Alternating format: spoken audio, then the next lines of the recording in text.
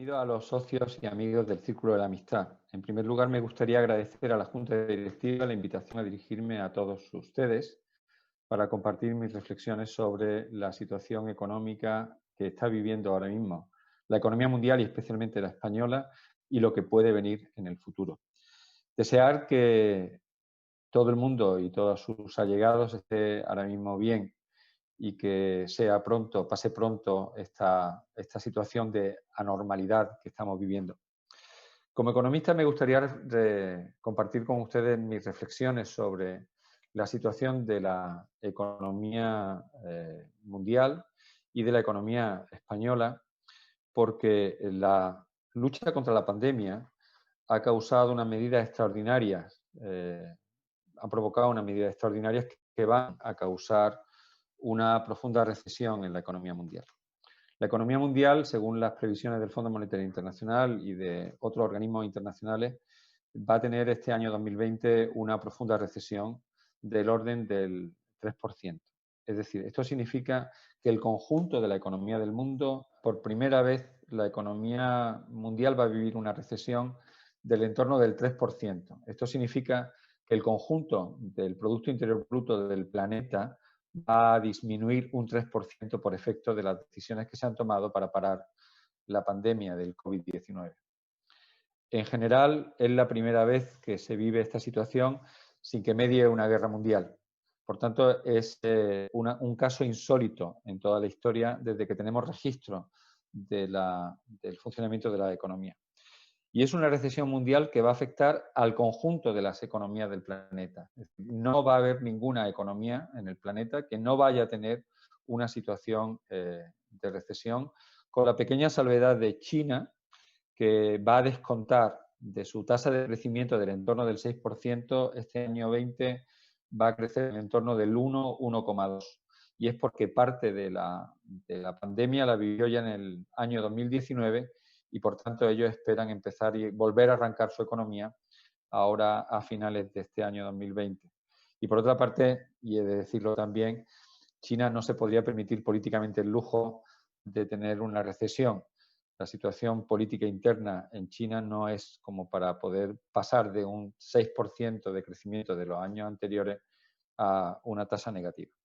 En el conjunto de los países emergentes, que son los países de altas tasas de crecimiento, este año se espera que la economía crezca alrededor del 1%. Pero el problema va a estar especialmente en los países industrializados, que van a registrar una caída en torno del 6%.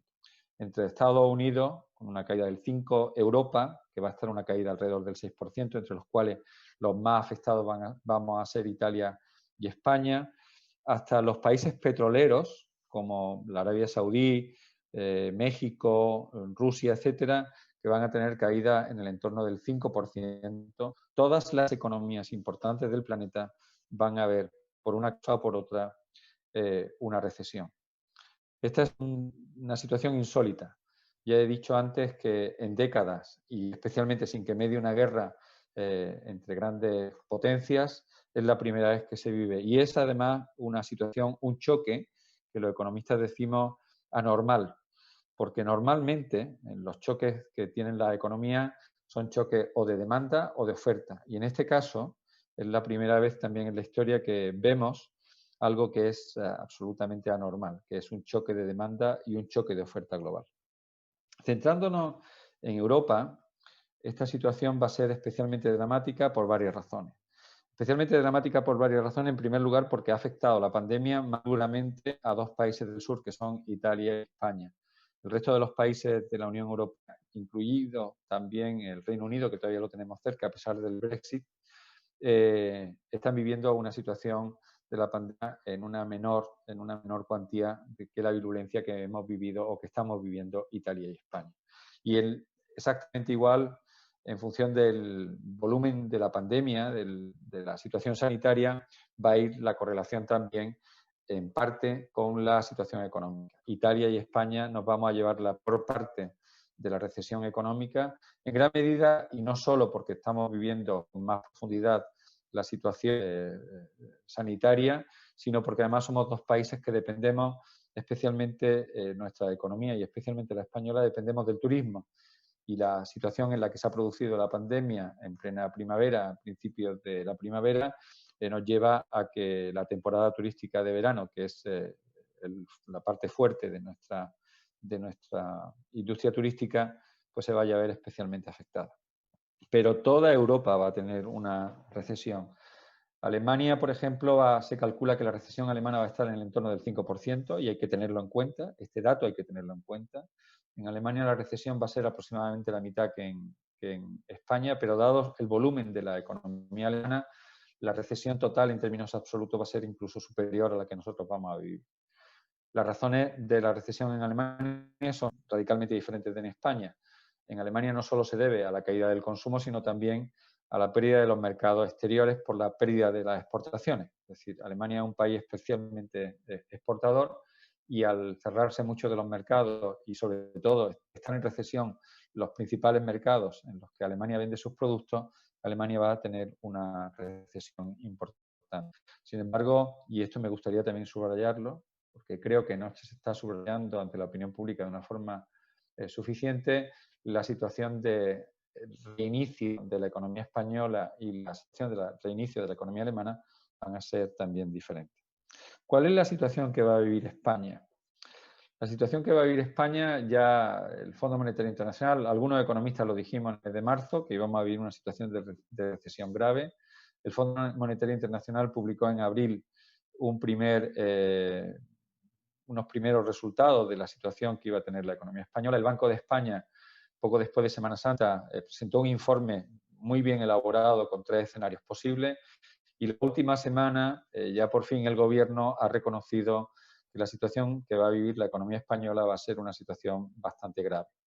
En primer lugar, vamos a tener un retroceso de nuestro Producto Interior Bruto que va a estar entre el 9% que calcula el Gobierno y el 12% que en el peor escenario calcula el Banco de España, es decir, vamos a tener un retroceso de nuestra renta a los niveles en los que nos encontrábamos aproximadamente el año 2016. Vamos a perder los avances de los últimos prácticamente 4 años en términos de renta per cápita.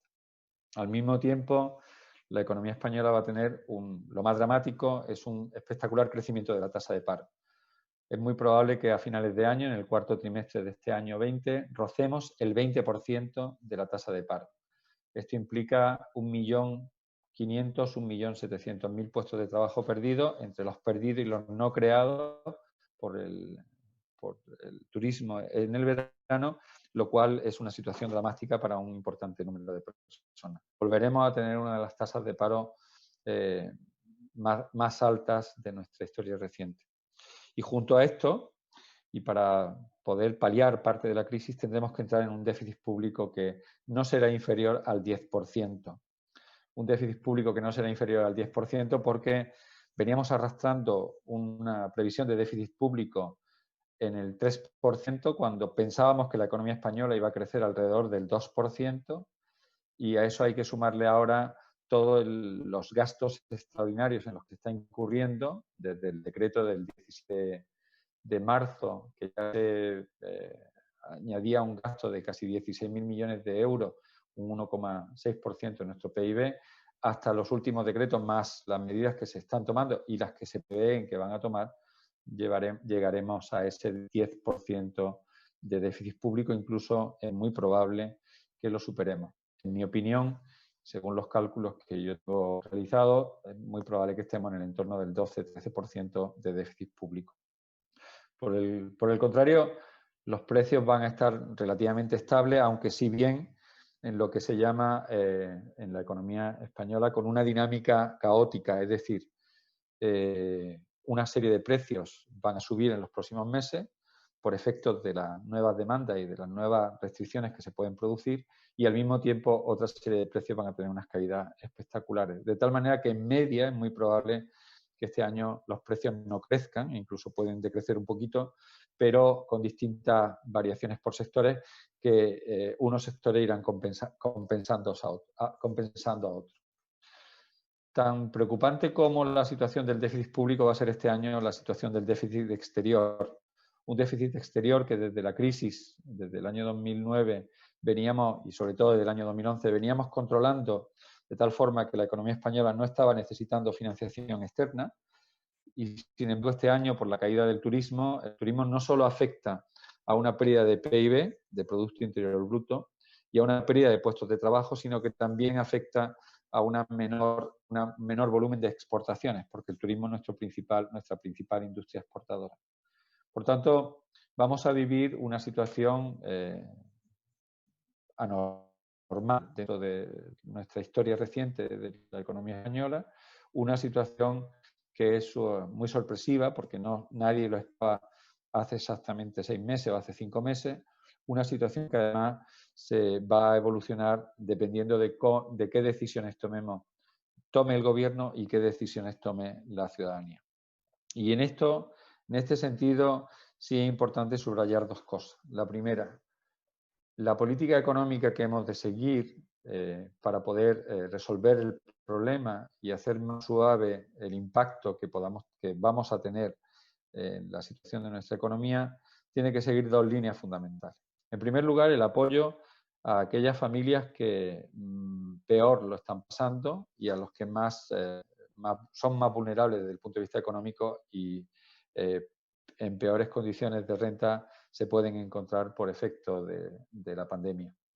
A estas familias hay mecanismos, la economía española en nuestro estado del bienestar, que podrían ayudarles, pero estamos siendo muy lentos a la hora de estas ayudas. Se están haciendo ayudas de emergencia a nivel local, a nivel municipal, pero hasta la semana pasada no se han articulado las medidas desde las comunidades autónomas y hasta finales de mayo o principios de junio no tendremos las medidas del Gobierno central. Es decir, casi 3 meses de retraso desde el inicio del estado de alarma. Nosotros vamos a tardar casi, el conjunto de la ciudadanía, el conjunto de las administraciones van a tardar casi 3 meses en acudir a la ayuda de aquellas familias que más se van a ver golpeadas por la situación económica. Pero al mismo tiempo que se ayuda a las familias y, por tanto, se intenta recuperar la demanda y evitar las situaciones más extremas de la desigualdad y la pobreza, hay que salvar el tejido empresarial. La política económica de los próximos meses debe ir orientada especialmente al salvamento del tejido empresarial. Y ello por una razón muy sencilla. La segunda línea en la que tenemos que incidir desde la política económica, y esta es muy importante, es salvar las empresas. Y ello por una sencilla razón. Se tarda mucho más en arrancar una empresa y ponerla en funcionamiento que en cerrarla. Y si cerramos 200 o 300.000 empresas, tardaremos entre 3 años y 4 años en volver a tener esas 200 o 300.000 empresas con los puestos de trabajo añadidos.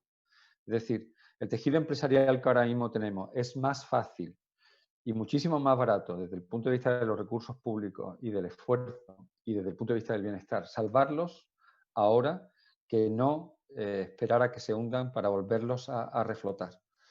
En ese sentido, el esfuerzo que hay que hacer es un esfuerzo desde las administraciones públicas, especialmente desde el Gobierno central, que es el que tiene que facilitar el salvamento de las empresas. Y para ello es necesario un plan de choque que salve al conjunto de las empresas y no, como se ha venido haciendo hasta ahora, un plan de choque especialmente centrado en la microempresa. Hay que salvar también la empresa grande y hay que salvar también a la empresa gigante. Por ejemplo, todavía carece de sentido que España no tenga un plan o una ayuda hacia Iberia cuando Francia ya ha hecho su plan de rescate para Air France o Alemania para Lufthansa. O, por ejemplo, que sigue habiendo por parte del gobierno mucha reticencia al tratamiento a las empresas de más de 50 trabajadores o a las multinacionales que operan en España. Es decir, francamente, hay que salvar el conjunto del tejido empresarial porque el conjunto del tejido empresarial no está dividido ni por sectores ni por tamaño, sino que el conjunto del tejido empresarial está interrelacionado de tal manera que si quiebran las empresas turísticas, al mismo tiempo esto está afectando a las empresas de transporte aéreo y a las empresas petroleras y al mismo tiempo esto afecta también a la banca. Es decir, el conjunto del tejido empresarial forma una malla que no es posible salvar trozos y no salvar el conjunto. De tal manera que la política económica de los próximos meses para minimizar el impacto en el mercado de trabajo y sobre todo para poder tener una salida lo más rápidamente posible de la crisis, implica necesariamente hacer un plan de salvamento microeconómico en el lado de la oferta. No solo se trata de activar la demanda, sino también activar la oferta. Para hacer esto, el Gobierno de España necesita un plan. Y necesita un plan bastante más coherente que el que nos ha ido dando en paz los muchos decretos que desde que se declaró el estado de alarma ha ido haciendo con sus adelantos, sus atrasos, sus rectificaciones y sus recomendaciones. Y necesita un plan muchísimo más potente de medio plazo para lo que y para hacer eso es necesario una mayor coordinación por parte también de las administraciones públicas y desde luego tener la idea más clara. Y una reflexión que me gustaría compartir, porque surge en distintos debates, el tema de Europa. El tema de Europa es muy importante y es cierto que Europa tiene un papel importante que jugar en la salida de esta crisis. Pero para que Europa juegue un papel importante en la salida de esta crisis, los españoles no podemos ir a Europa en el plan en el que vamos últimamente. Y no podemos ir pidiendo sin nada a cambio. No podemos ir sencillamente exigiendo o amenazando. No olvidemos que Alemania, y lo dije al principio de esta intervención, también va a sufrir una recesión del 5%. Va a sufrir una recesión importante que le va a poner un crecimiento espectacular en su tasa de paro. Alemania tiene un 5% de tasa de paro. Ellos calculan que va a tener aproximadamente, van a alcanzar un 8%, lo cual en una economía como la alemana es muy dramático y eso debilitaría muchísimo al gobierno de la gran coalición entre la señora Merkel y el Partido Socialdemócrata alemán, y por tanto tiene una situación delicada como para, al mismo tiempo de sufrir su recesión y financiar su recesión, Alemania estar financiando también parte de la salida de la crisis de Italia o de España, que son economías también, la suma de las dos es equivalente a la propia economía alemana. Es decir, Alemania no le podemos exigir a Alemania más solidaridad de la que nosotros mismos nos debiéramos de exigir. No olvidemos, por ejemplo, el tema del cupo vasco o de la situación de las haciendas navarras, que tienen una financiación por encima de la que tiene el resto del sistema de régimen común de las comunidades autónomas. Alemania va a tener una recesión, y si Alemania tiene una recesión y Francia va a tener otra recesión, nosotros no podemos ir a pedir que una parte importante de la situación nos la salven los alemanes. Máxime cuando en la propia Alemania se dice, y además es cierto, que hay 3 mecanismos de solidaridad en Europa que están funcionando y que están funcionando razonablemente bien. En primer lugar, el Banco Central Europeo está comprando bonos de todos los estados, es decir, España está financiándose su sector público ahora mismo a unas tasas prácticamente cero. La deuda que emite la está comprando prácticamente el Banco Central Europeo. Y el Banco Central Europeo puede hacer eso porque detrás del Banco Central Europeo los mercados internacionales perciben que está Alemania. No perciben que España tenga una moneda propia, sino que el euro es el marco con otro nombre. Y ese es el primer mecanismo de solidaridad que dicen los alemanes. Dicho de otra forma, si todo el mundo en Europa si Alemania tuviera las finanzas que tiene España, el euro tendría una posición muchísimo más débil y el Banco Central Europeo no podría estar comprando deuda española a los precios que la está comprando.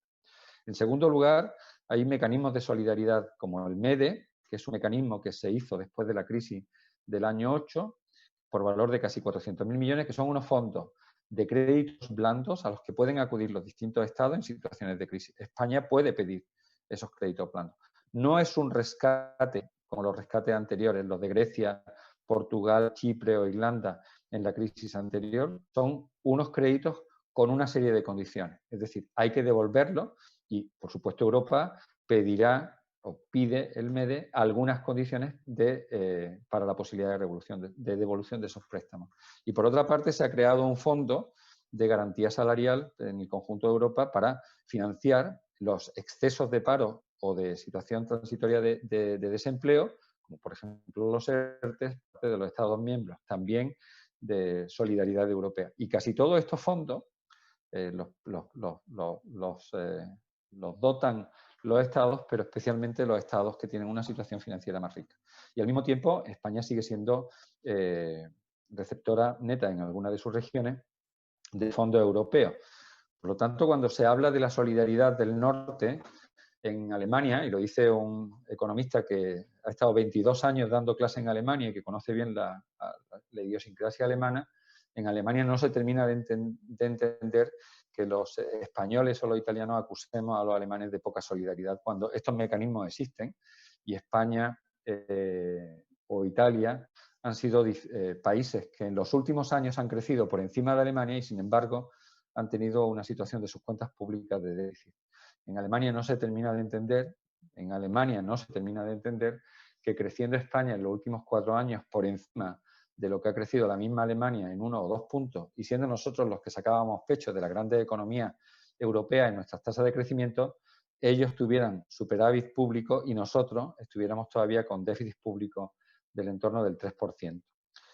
Esta situación hay que entenderla porque Europa no va a venir al rescate de España en el sentido de un séptimo de caballería que va a regar de dinero España y va a resolver el problema español. Europa es parte de la solución del problema de la economía española en los próximos años y no es parte del problema. No hagamos de Europa un problema en nuestra salida de la crisis, pero seamos conscientes, y debemos de ser los españoles conscientes, de que la solución del problema tiene que venir desde la propia España. Europa es subsidiaria, en este caso de ayuda a España, pero la solución no vendrá de Europa. No va a venir de Europa porque no puede venir de Europa, en gran medida porque ni hay mecanismos legales, ni hay unanimidad entre los socios, ni la situación política en España es la más halagüeña desde el punto de vista de la afinidad ideológica para que gobiernos como el francés o el italiano o el mismo alemán vayan a ayudar a un gobierno de coalición como el que tenemos en España y menos con la falta de sintonía con la oposición tal como la tenemos en nuestro país. Por tanto, a mí me gustaría dar un mensaje de optimismo, pero la situación a corto plazo es una situación bastante pesimista. Creo honradamente, y en mi último mensaje, que la situación se resuelve si nosotros somos capaces, el conjunto de los españoles somos capaces de pensar en la salida, en una nueva economía española, si somos capaces de unirnos desde una perspectiva sensata y razonable de lo que es posible y no con veleidades ideológicas, si somos capaces de unirnos en soluciones lógicas a nuestra economía y si no esperamos que venga un séptimo de caballería desde Bruselas para resolver nuestros problemas. Esta vez sí tendremos que resolver los problemas, empezando nosotros por ser conscientes de lo que tenemos encima y a partir de ahí pensar creativamente qué soluciones podemos dar. Y una pequeña referencia final a Andalucía y a Córdoba. La economía andaluza, igual que la cordobesa, van a sufrir una edición corregida y aumentada de la situación de la economía española. En primer lugar, porque éramos economías más débiles que la propia economía española en su conjunto. Y en segundo lugar, porque dependemos muchísimo más del turismo. Ahora sí es el momento en el que tanto Andalucía como la sociedad cordobesa hagamos un esfuerzo por la unión y, sobre todo, por pensar en soluciones creativas para el conjunto de nuestra economía, haciéndola que, siendo importante y seguirá siendo importante el turismo dentro de nuestra composición sectorial, no dependa solo del turismo nuestra economía. De esta vez tenemos que aprender que no podemos depender de un monocultivo. Bueno, deseando que nos veamos pronto y que estemos en una normalidad que nos permita disfrutar de la hospitalidad, calidez y amistad del círculo, reiterando además las gracias a la Junta Directiva por haberme invitado para compartir estas reflexiones, reciban todos un fuerte abrazo y una recomendación. Sigan cuidándose. Gracias.